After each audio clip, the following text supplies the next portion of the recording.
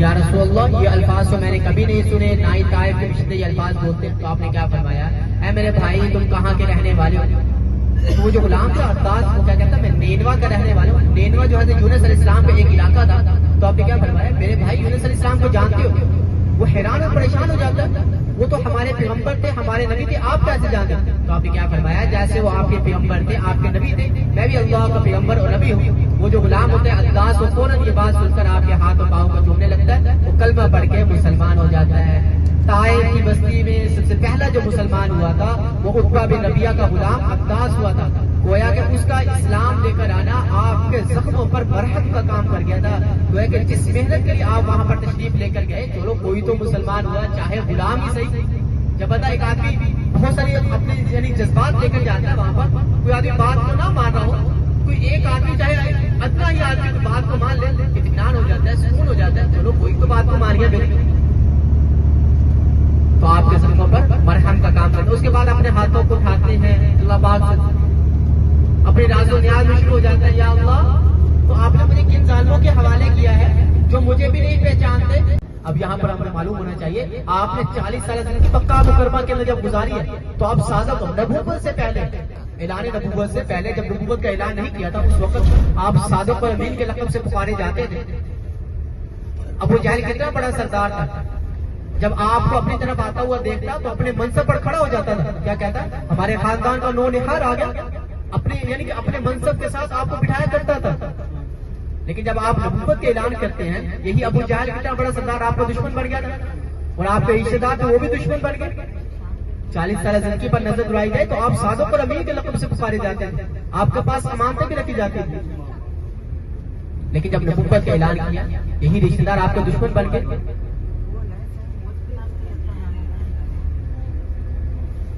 تو اس کے بعد سرکار دو عالم صلی اللہ علیہ وسلم انگور اور پانی کا جب تحفہ پیش ہوتا ہے، آپ انگور اور پانی جب نوش فرماتے ہیں تو آپ کی زبان مبارک پر بسم اللہ الرحمن الرحیم جب الفاظ جاری ہوتے ہیں، وہ جو غلام ہوتا ہے عباس وہ فوراً یہ سوال کر دیتا ہے،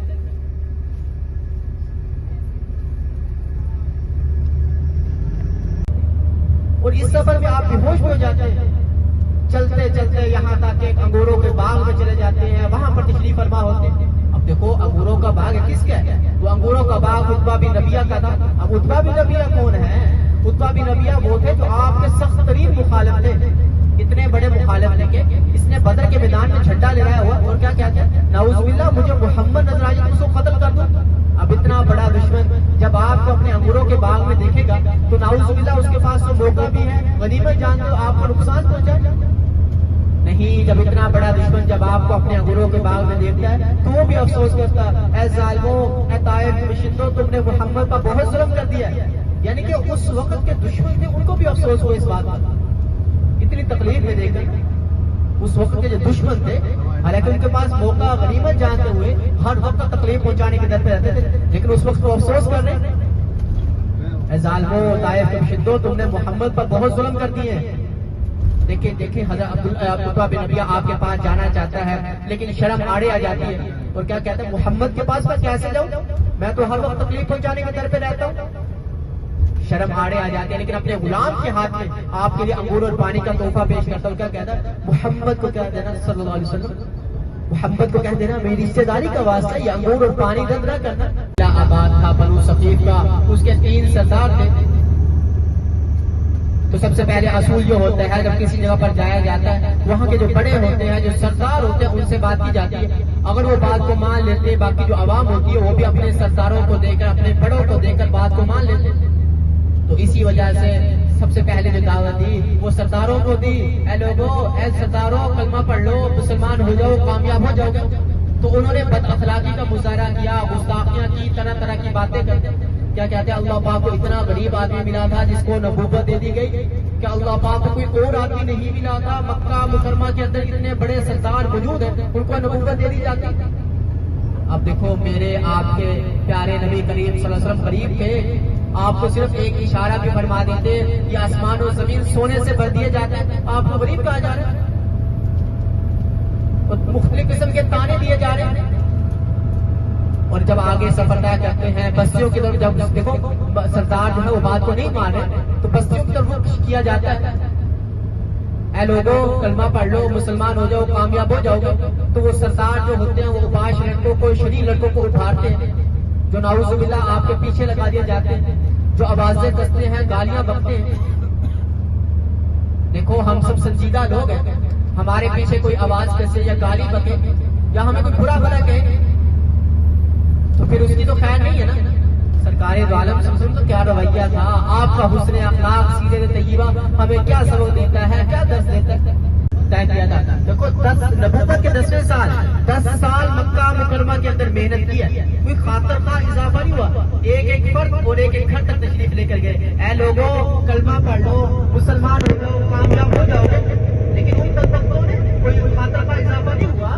لیکن اس کے علاوہ 2000 تکلیفیں پہنچا رہے مکہ مکرمہ کے اندر. پھر مکہ مکرمہ کے اندر رہنا مشکل ہوا تو پھر آپ نے مکہ کی جو دائیں بائیں کی مسجد تھی وہاں پر جانے کا فیصلہ کیا. اور سب سے پہلا سفر طائف کا طے کیا. تو نبوت کے 10ویں سال آپ اپنے غلام زید بن حارثہ رضی اللہ عنہ اپنے ساتھ لے کر یہ سفر طے کرتے. تو آپ نے یہ سفر کیسے طے کیا تھا؟ پیدل طے کیا. 10 دن کے اندر یہ سفر طے کیا. پہاڑوں کی بلندی پر تشریف لے کر گئے، پھر نیچے اترنا، پھر پہاڑوں کی بلندی، مشقتوں کا سفر، تکلیف دہ سفر. گرمی کی شدت معلوم ہے یہاں پر کتنی ہے.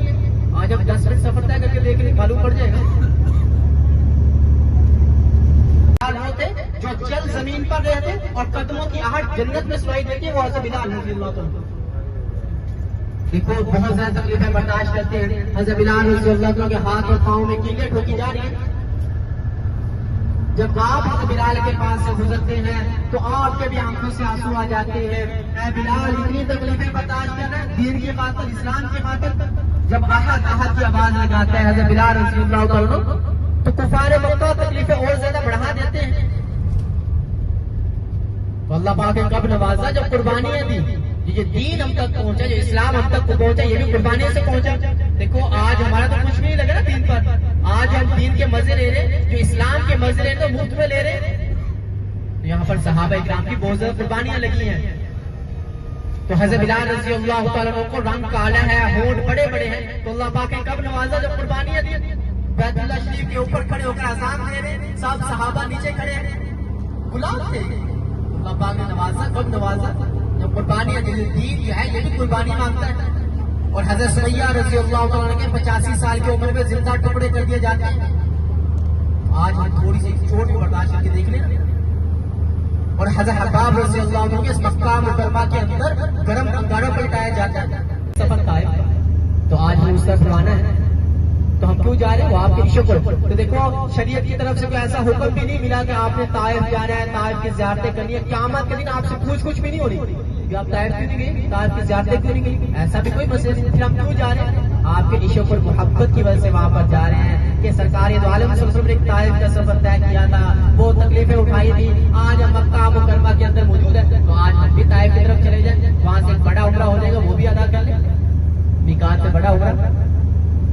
تو طائف کے سفر کی ضرورت کیوں پیش آئی؟ جب کفار مکہ آپ کو طرح طرح کی تکلیفیں پہنچانے لگے، مکہ مکرمہ میں رہنا مشکل ہو گیا تو آپ نے مکہ کی جو دائیں بائیں کی بستیاں تھی وہاں پر نظر دوڑائی. تو آپ کی سب سے پہلی جو نظر پڑی وہ طائف کی بستی پر پڑی، کیونکہ طائف کے جو لوگ تھے وہ مالدار لوگ رہتے تھے، امراء لوگ رہتے تھے. اور طائف کے سرداروں نے وہاں پر بڑی بڑی کوٹھیاں بنا رکھی. تو آپ نے کیا فرمایا؟ اگر یہ لوگ اسلام کو قبول کر لیں گے، دین کی بات کو مان لیں گے تو عرب کے باقی لوگ بھی ان کو دیکھ کر اسلام کو قبول کر لیں گے، دین کی بات کو مان لیں گے، دین کا بول بالا ہو جائے گا. تو اسی وجہ سے نبوت کے 10ویں سال آپ نے اپنے غلام حضرت زید بن حارثہ رضی اللہ عنہ اپنے ساتھ لے کر یہ طائف کا سفر طے کیا تھا. تو آج ہمیں موقع ملا ہے طائف جانے کا. تو طائف کا واقعہ، طائف کا سفر کیا تھا وہ ہمیں معلوم ہونا چاہیے. ایک سفر طے کرے اس کے بارے میں ہمیں معلومات ہونی چاہیے، اس کے بارے میں نالج تو ہونا چاہیے. تو طائف کا سفر کیا تھا؟ طائف کا سفر وہ سفر ہے جس کے بارے میں آپ سے پوچھا جاتا ہے یا رسول اللہ آپ کو سب سے زیادہ تکلیف کس سفر میں ہوئی؟ تو آپ نے کیا فرمایا؟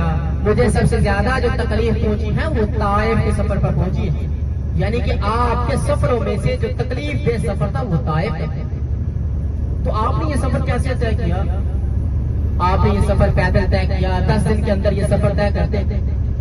پہاڑوں کی بلندی پر جانا، پھر نیچے اترنا، پھر پہاڑوں کی بلندی، مشقتوں کا سفر، تکلیف دہ سفر. تو آج ہم بھی ایک سفر طے کر رہے ہیں. اے سی گاڑی کے اندر بیٹھے، سکون دہ سفر ہے. دیکھو سہولیات مل گئی ہے، ان کا بھرپور فائدہ اٹھایا جائے، لیکن اس سفر کو نسبت کو تو لازمی ذہن میں رکھیں کہ آپ نے یہ کیسے سفر طے کیا تھا، ہم بھی اسی نسبت کو لے کر یہ سفر طے کر رہے ہیں. ہم کو سیر و تفریح کی طرف نہیں چلے کہ پکنک وغیرہ بنانے کے آج دن کر کے وہ شام کو زیادہ بنے چلو جائے پکنک وغیرہ بنانے چلتے ہیں طائف چلتے ہیں، نہیں وہ بہت ساری جگہ وہاں پر چلے جاتے ہیں.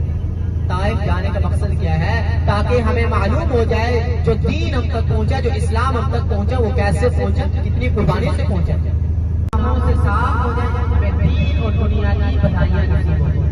یہی مقصد ہے رسول اللہ صلی اللہ علیہ وسلم. تو دیکھو یہ جو ہمارا سفر ہے یہی سفر نہیں بلکہ گھر سے لے کر یہاں تک اور یہاں سے واپسی گھر تک، یہ جتنا بھی ہم یہ سفر طے کریں گے بہت مبارک سفر اور بہت عالی سفر ہے.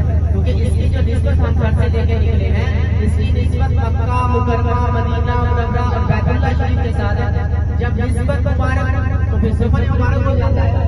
مثال کے طور پر بیت اللہ گھر سے دیوان کی طرف جاتے ہیں تو بھی کچھ نہیں دکھتا، اور اس طرح جیسے گھر سے مسجد کی طرف جاتے ہیں تو ایک قدم پر ایک نیکی ملتی ہے، بے پتہ معاف ہوتی ہے اور ایک درجہ بلند ہوتا ہے. دیکھو نسبت بدل گئی، نظام بھی بدل گیا. یہ تو گھر سے بہت مبارک نسبت لے کے نکلے ہیں، بہت اعلیٰ نسبت لے کے نکلے. اس سے بڑھ کر بھی تو ہمارا مبارک سفر ہوگا، اس سے بڑھ کر بھی تو ہماری مبارک نسبت ہوگی. اس سفر کی اس نسبت کی ہم نے یہاں پر لاج بچی ہے. دیکھو مکہ مکرمہ کے اندر کچھ وقت چند لمحات چند گھڑیاں یہاں پر گزارے. دیکھو مختصر یہاں پر کیا ہمارا تو دیکھو معلوم ہونا چاہیے یہ جگہ کون سی ہے، یہ بستی کون سی ہے، یہ شہر کون سا ہے. محترم جائزہ یہ مکہ مکرمہ وہ شہر ہے جس شہر کی عظمت کی تذکرہ اللہ تعالیٰ نے قرآن میں دکھائی. آخری سورہ میں فرمایا لا بحاظ البلد، اور دنیا کے جتنے بھی شہر ان شہروں میں سے جو عظیم شہر ہے مکہ مکرمہ کا شہر ہے. تو دیکھو جتنا بڑا یہ شہر ہے اتنے بڑے یہاں کے آداب بھی ہیں، اور اللہ پاک نے اس شہر کو بلد الامین یعنی کہ امن والے شہر قرار دیا ہے. اتنا بڑا شہر اتنے بڑے اللہ پاک نے بیت اللہ کے ارد گرد بہت ساری زمین کو حرم قرار دیا ہے. یہاں کے بہت زیادہ آداب بھی ہیں. یہاں پر آپ لڑائی جھگڑا نہیں کر سکتے، یہاں پر آپ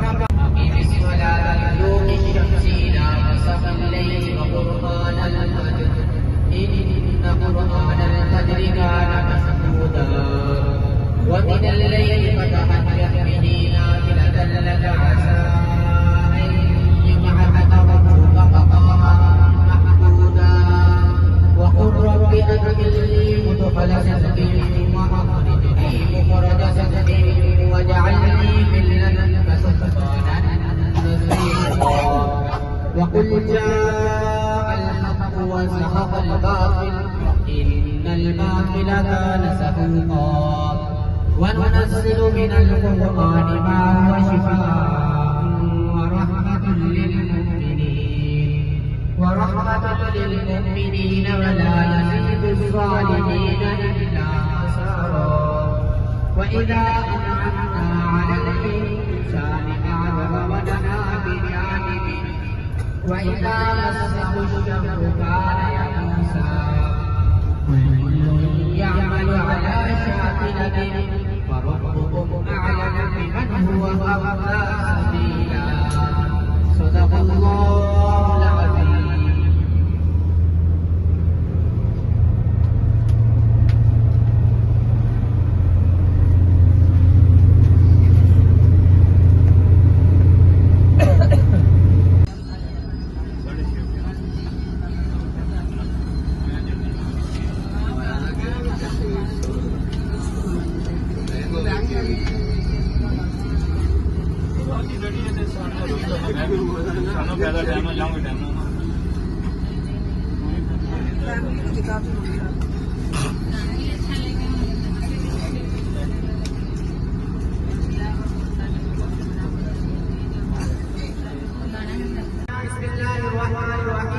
اقرأ باسم ربك الذي خلق خلق الإنسان من علق اقرأ ربك الأكرم الذي علم بالقلم علم الإنسان ما لم يعلم. القرآن کا ابتدا قرآن کا جو پہلی گئی نازل ہے وہ اسی پارٹ پر نازل ہوئی ہے.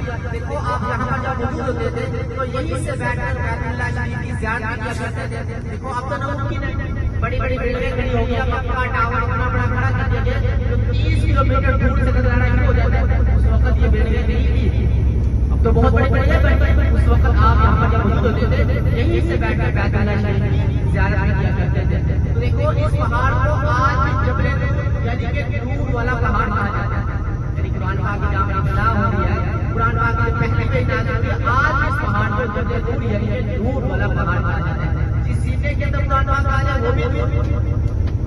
دیکھو اس کا جو سفر ہے وہ آپ رات میں طے کر سکتے ہیں، اسی لیے آج بھی اس پہاڑ پر روشنی ہوگی، آج بھی اس پہاڑ پر تو آج بھی ہمارے جو جانے آج راستے کے اتفاق ہماری گاڑی اپنے رفتار راستے کے اتفاق بنایا تو آپ کو بتا دیں۔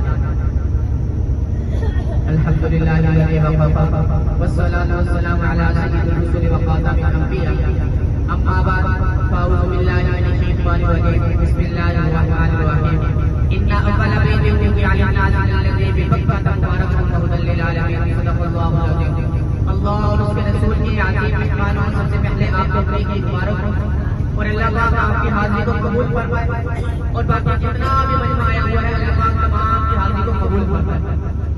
تو یہاں